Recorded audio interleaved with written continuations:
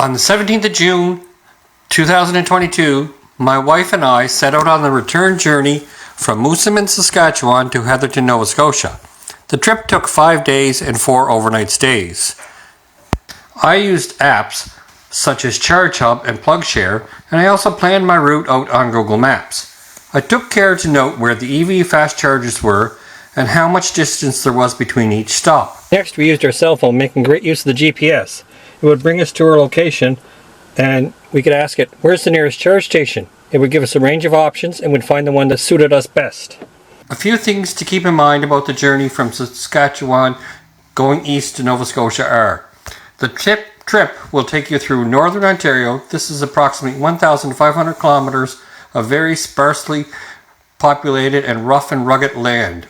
The distance between towns at times is very long, and there are several large elevation changes. This may have a slight impact by reducing the expected range that you may get from your electric vehicle.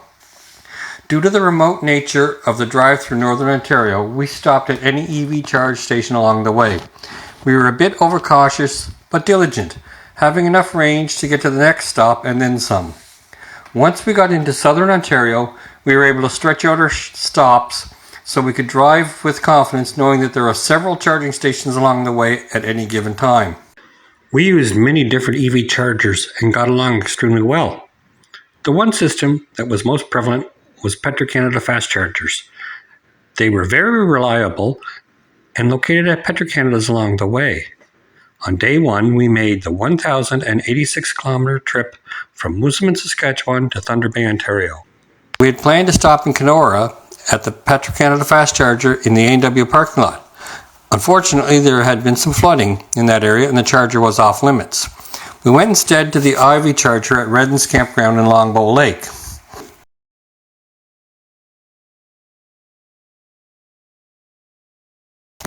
Note, it is very vital to remember to put them back in the car as you leave. A quick U-turn and the chair and table was picked up. We charged at an IV station in Dryden and at Ignace at Petro-Canada. Just before Uppsala, we caught a glimpse of a moose having a bite along the side of the road. Our first hotel stop was at the Super 8 in Thunder Bay. Here's a quick look at the day one charge stops.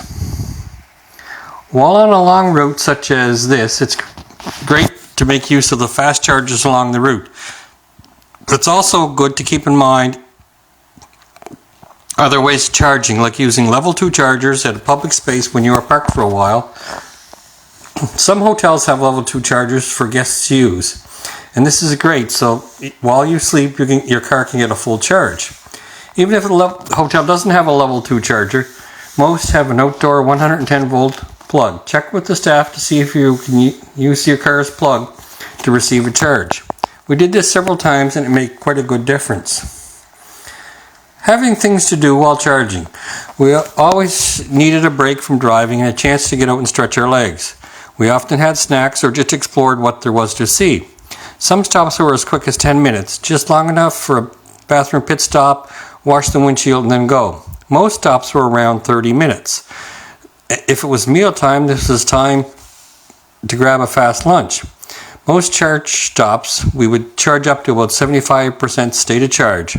After this rate, the rate of charge slows down considerably. Having over 70% stated charge, we would have an estimated range of over 300 kilometers. This was lots of range to make it to our next leg of the trip. On day 2 of our road trip, we traveled from Thunder Bay, Ontario to Blind River, Ontario, a distance of 850 kilometers.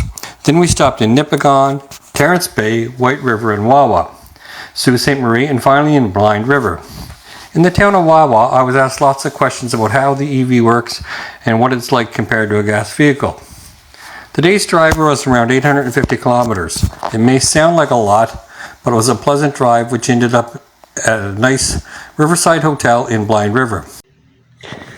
It was great to sit down in a small northern town restaurant and have a delicious supper and a stroll afterwards. Here's a look at the day 2 charging totals.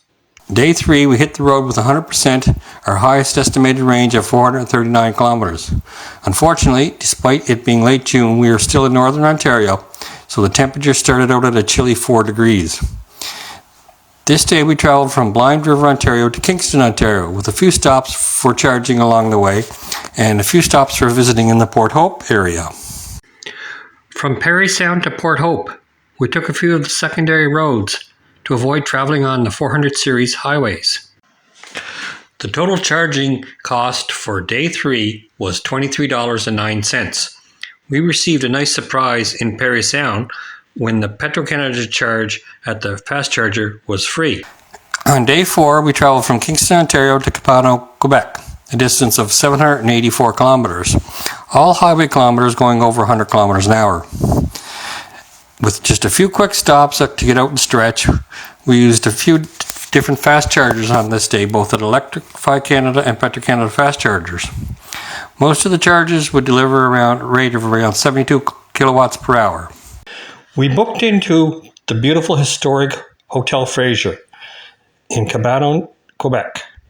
It had a level 2 charger free for guests, and we strolled along the pleasant little town and enjoyed a great cafe and a fun store. There was a wonderful lakeside park to walk through.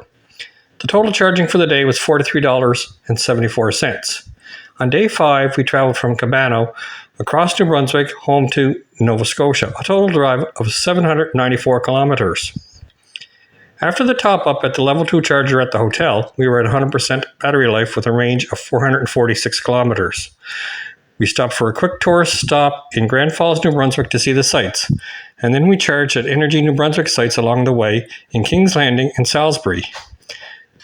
Next, we charged at a flow station in Masstown, Nova Scotia.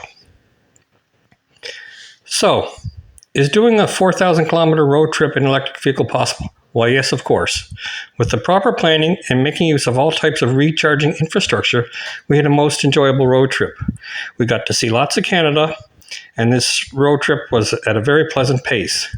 We would recommend this type of trip to any other EV owner. Compared to a gas Kona, the trip would have been nearly over $900. We saved around $640. So I hope you enjoyed this video. If you have any questions or comments, just leave them in the comment section below. And best of luck making a road trip in an EV. Bye.